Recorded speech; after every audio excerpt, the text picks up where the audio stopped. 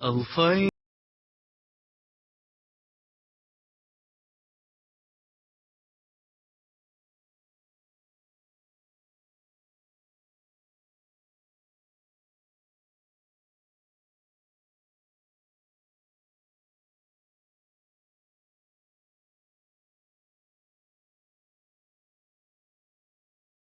بسم اللہ الرحمن الرحیم الحمد للہ رب العالمین والصلاة والسلام علی محمد وعلی آلہ الطیبین الطاہرین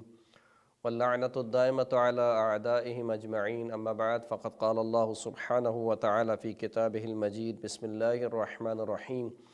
الم تر الی الذین خرجوا من دیارہم وهم الوف حذر الموت فقال لهم اللہ موتوا ثم احیاهم ان اللہ لذو فضل علی الناس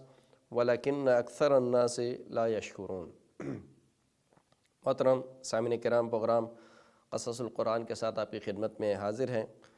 اور آج قرآن مجید کے ایک انتہائی مختصر سے قصے کو آپ کی خدمت میں بیان کریں گے، جس کو خداوند کریم نے سورہ مبارکہ بقرہ کی آیت نمبر 243 میں بیان فرمایا۔ یہ قصہ ایک قوم کے بارے میں ہے کہ جن کو مار دیا گیا، اور مار دینے کے بعد ان کو دوبارہ زندہ کیا گیا، اور اس طریقے سے زندہ کیا گیا کہ یہ ایک دوسری زندگی انہوں نے اس دنیا میں گزاری، یعنی ایک زندگی انہوں نے گزاری، ان کو موت آ گئی، یہ سب کے سب راکھ بن گئے، پھر اس کے بعد دوبارہ اس قوم کو زندہ کیا گیا، اور پھر دوبارہ انہوں نے زندگی گزاری جس طریقے سے پہلی زندگی گزاری تھی۔ خداوند کریم ارشاد فرماتا ہے کہ الم تر الی الذین خرجوا من دیارہم،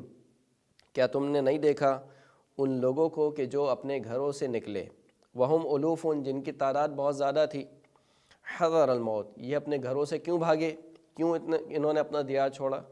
موت سے بچنے کی خاطر۔ روایت کہتی ہے کہ ان کے شہر میں طاعون پھیل گیا تھا، طاعون کی بیماری سے بچنے کی خاطر یہ سب کے سب اپنی بستی سے بھاگے۔ فقال لهم اللہ موتوا، پس اللہ نے ان سب کے لیے کہا موتوا، کہ تم سب کے سب مر جاؤ، تو یہ سب کے سب مر گئے۔ ثم احیاہم، پھر اس کے بعد خداوند کریم نے ان کو دوبارہ زندہ کیا۔ ان اللہ لذو فضل علی الناس، خداوند کریم لوگوں پر فضل کرنے والا ہے، ولیکن اکثر الناس لا یشکرون، لیکن لوگوں کی اکثریت خداوند کریم کا شکر بجا نہیں لاتی۔ کہا جاتا ہے کہ یہ قصہ، جیسے کہ روایت میں آیا، حضرت حزقیل کے بارے میں ہے، اور یہ قوم بنی اسرائیل کا ایک گروہ تھا کہ جو ایک جگہ پر رہا کرتا تھا، ایک گاؤں میں رہا کرتا تھا، وہاں پر طاعون کی بیماری پھیلی، اور یہ سب کے سب اس گاؤں سے یا اپنے گھروں سے نکلے، اور نکلنے کے بعد جب ایک جگہ پر پہنچے تو خداوند کریم نے ان کے لیے کہا کہ موتوا، کہ تم سب کے سب مر جاؤ۔ جب جناب حزقیل علیہ السلام کا اس قوم پر سے گزر ہوا تو ایک مرتبہ جناب حزقیل نے حیرت سے ان کو دیکھا، اور حیرت سے دیکھنے کے بعد پروردگار کی بارگاہ میں عرض کی کہ اے پروردگار، تو ان کو کیسے زندہ کرے گا؟ یعنی یہ اتنے سارے افراد کہ جن کی ہڈیاں بھی آپس میں مکس ہو چکی ہیں،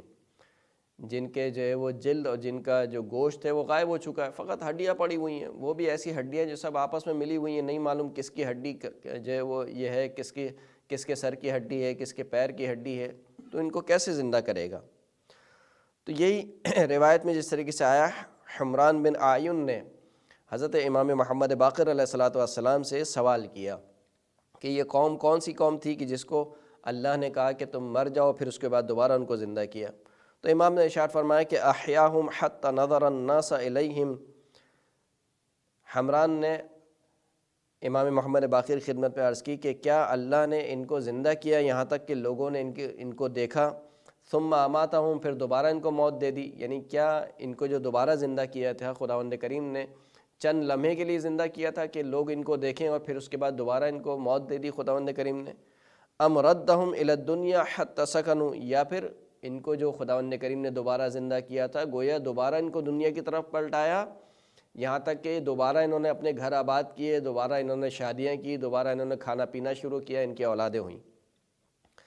تو امام نے ارشاد فرمایا کہ لا بل ردہم حتی سکنوا الدور، بلکہ خداوند کریم نے ان کو دنیا میں دوبارہ پلٹایا، یہاں تک کہ دوبارہ انہوں نے اپنی بستی آباد کی، دوبارہ انہوں نے اپنے گھروں کو آباد کیا، اپنے گھروں میں رہنے لگے،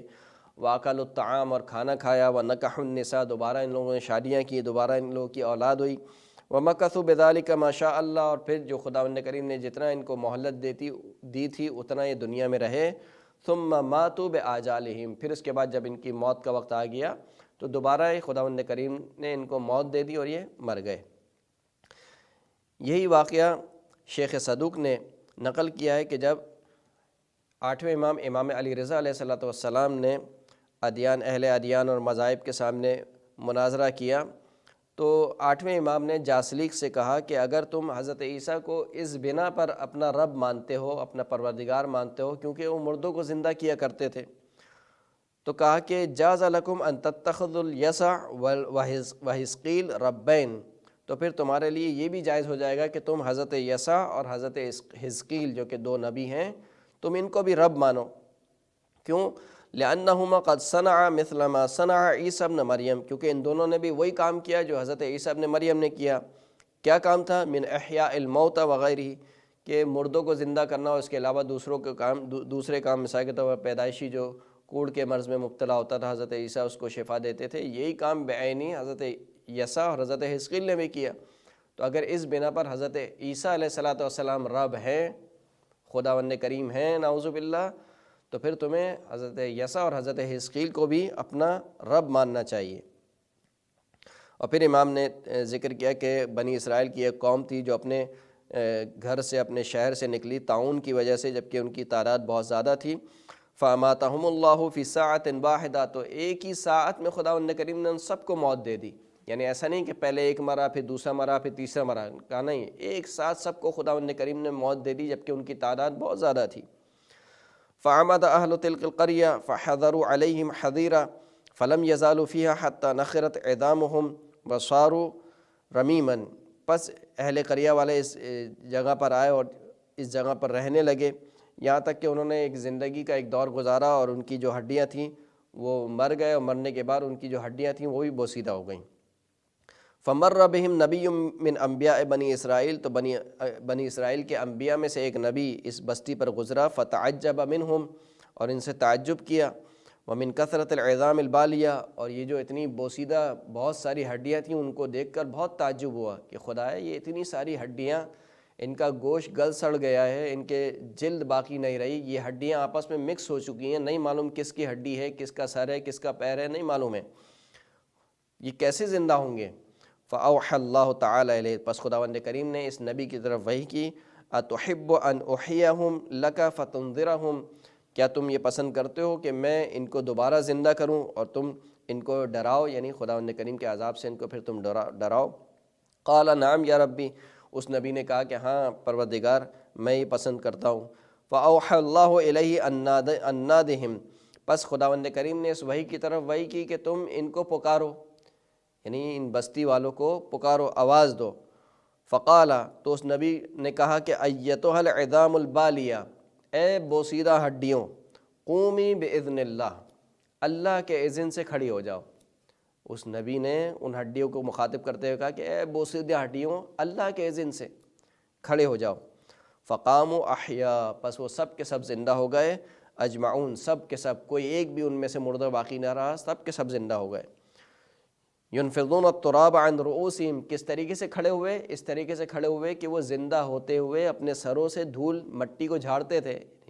مٹی ہو چکے تھے، تو وہ اس طریقے سے بالکل زندہ ہوئے۔ تو یہ ایک اور واقعہ، ایک اور چھوٹا سی داستان خداوند کریم نے پیش کی ان لوگوں کے لیے کہ جو بہت بعید سمجھتے ہیں کہ کیسے ممکن ہے کہ خداوند کریم دوبارہ زندہ کرے گا۔ ایک وہ انسان جو نہ جانے کتنے سال ہو گئے اس کو مر چکا ہے، اس کی ہڈی بھی بوسیدہ ہو چکی ہے، یہاں تک کہ اس کی ہڈی بھی مٹی بن چکی ہے اب تو،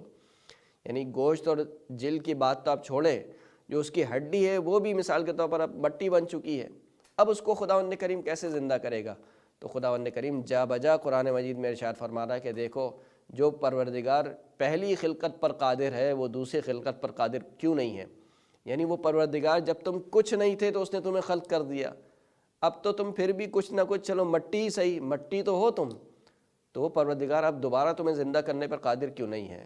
وآخر الدعوانا ان الحمد للہ رب العالمین۔ رمضان تجلى وابتسما